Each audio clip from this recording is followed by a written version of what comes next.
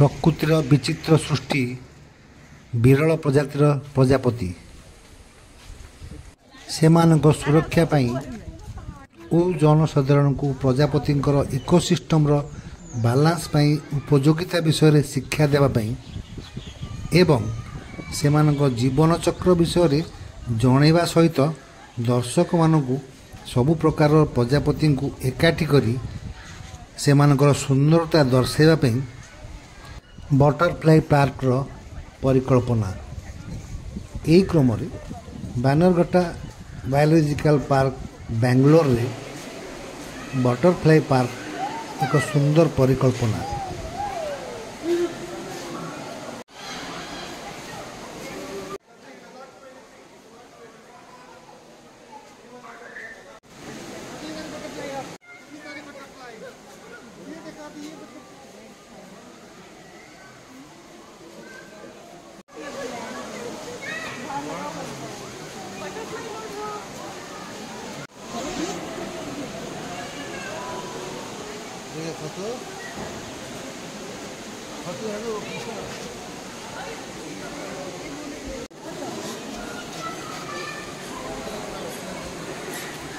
ବାନରଘଟା ଜୈବିକ ପାର୍କ କର୍ଣ୍ଣାଟକ ବାଙ୍ଗାଲୋରର ଏକ ପ୍ରମୁଖ ପର୍ଯ୍ୟଟନ ସ୍ଥଳ।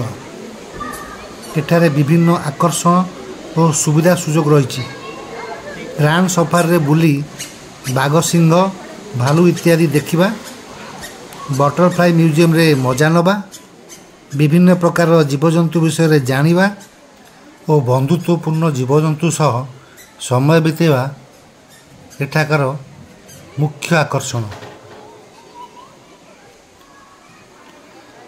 ବାନରଘଟା ବାୟୋଲୋଜିକାଲ ପାର୍କ 1970 ମସିହାରେ ଆରମ୍ଭ ହୁଏ, ଯାହା ପ୍ରାଣୀ ଉତ୍ପାଦନ କେନ୍ଦ୍ର ଭାବରେ ବିକଶିତ ହୋଇଥିଲା।